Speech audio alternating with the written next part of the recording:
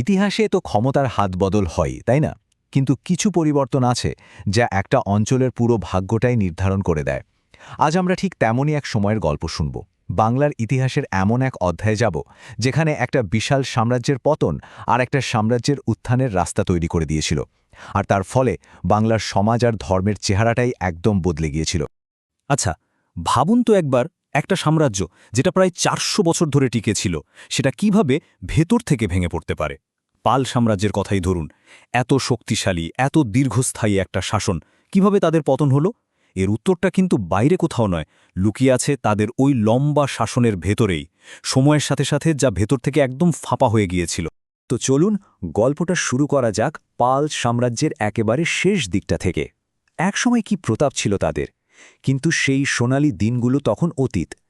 এই বৌদ্ধ রাজবংশটা তখন ধীরে ধীরে একটা অনিশ্চিত ভবিষ্যতের দিকে এগিয়ে যাচ্ছে। পালদের শাসনকালটা দেখুন, প্রায় ৪০০ বছরের।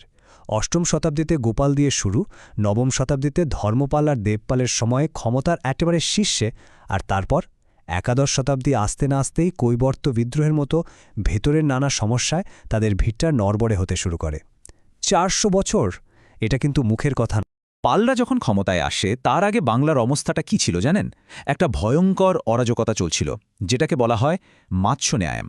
নামটা অদ্ভুত শোনালো, এর মানেটা খুব সোজা। পুকুরে যেমন বড় মাছ ছোট মাছকে খেয়ে ফেলে, ঠিক তেমনি রাজ্যেও তখন শক্তিশালীরা দুর্বলদের উপর অত্যাচার করত, তাদের সবকিছু কেড়ে নিত। পালরাই কিন্তু এই ভয়ানক পরিস্থিতিটা শেষ করে বাংলায় শান্তি ফিরিয়ে এনেছিল। কিন্তু দেখুন ইতিহাস কেমন গোল হয়ে ঘোরে।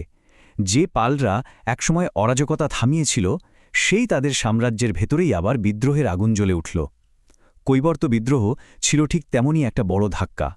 এটা পাল শাসনের একেবারে গোড়ায় গিয়ে আঘাত করেছিল, আর তাদের ভেতর থেকে অনেকটাই দুর্বল করে দিয়েছিল। আর ঠিক এই সময়েই গল্পের মঞ্চে এন্ট্রি নেয় নতুন এক শক্তি, সেন বংশ। পালদের এই দুর্বলতার সুযোগটাই তারা কাজে লাগিয়েছিল, আর তাদের হাত ধরেই বাংলার ইতিহাস একটা সম্পূর্ণ নতুন দিকে মোড় নিতে যাচ্ছিল। তো কারা ছিলেন এই সেনরা? দেখুন, তারা কিন্তু বাংলার স্থানীয় ছিলেন না। তারা এসেছিলেন দক্ষিণ ভারতের কর্ণাটক থেকে। বংশে ছিলেন ব্রাহ্মণ ক্ষত্রিয়। প্রথমে এসে তারা বাংলার রাঢ় অঞ্চলে থাকতে শুরু করেন। মজার ব্যাপার হলো, তারা আসলে ছিলেন ব্রাহ্মণ, কিন্তু পরে তারা যোদ্ধা বা শাসকের পেশাটা বেছে নেন। এতেই বোঝা যায় তাদের রাজনৈতিক উচ্চাকাঙ্ক্ষা কতটা ছিল। আর সবচেয়ে অবাক করা ব্যাপার কি জানেন? এই সেনরা কিন্তু শুরু থেকেই পালদের শত্রু ছিল না, বরং তারা পাল সাম্রাজ্যের অধীনেই কাজ করত, সামরিক কর্তা বা সামন্ত হিসেবে। মানে ভাবুন একবার, যে সাম্রাজ্যকে তারা একদিন ক্ষমতা থেকে সরিয়ে দেবে, একসময় তারা সেই সাম্রাজ্যেরই একটা গুরুত্বপূর্ণ অংশ ছিল।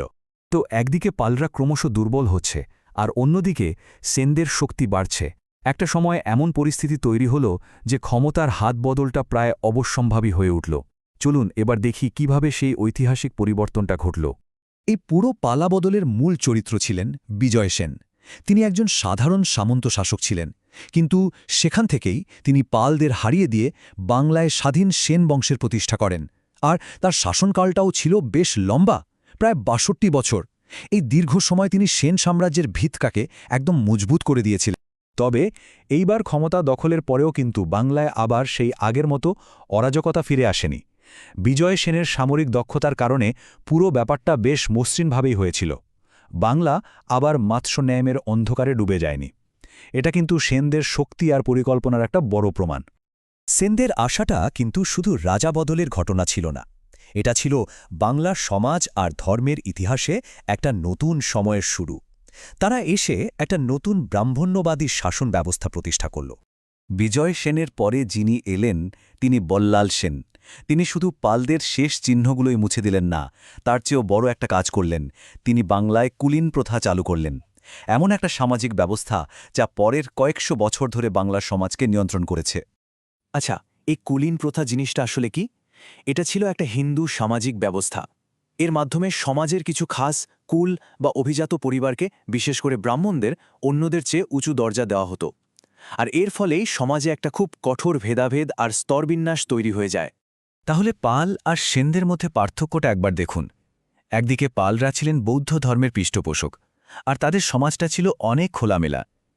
অন্যদিকে সেনরা ছিলেন কট্টর হিন্দু ধর্মের সমর্থক, আর তারা বাংলায় বর্ণপ্রথা আর কুলীন প্রথাকে আরও পাকাপোক্ত করে তোলেন। এটা ছিল একটা বিরাট একটা পরিবর্তন। কিন্তু ইতিহাস তো কাউকে চিরকাল সিংহাসনে বসিয়ে রাখে না। প্রত্যেকটা উত্থানের পরে পতন আসে। সেনদের ক্ষেত্রেও ঠিক তাই হল। সাংস্কৃতিক দিক থেকে যখন তারা সাফল্যের চূড়ায়, ঠিক তখনই তাদের সাম্রাজ্যটা হঠাৎ করে ভেঙে পড়ল। সেন বংশের শেষ বড় রাজা ছিলেন লক্ষণ সেন, আর তার সময়টা ছিল সংস্কৃতির জন্য একটা স্বর্ণযুগ।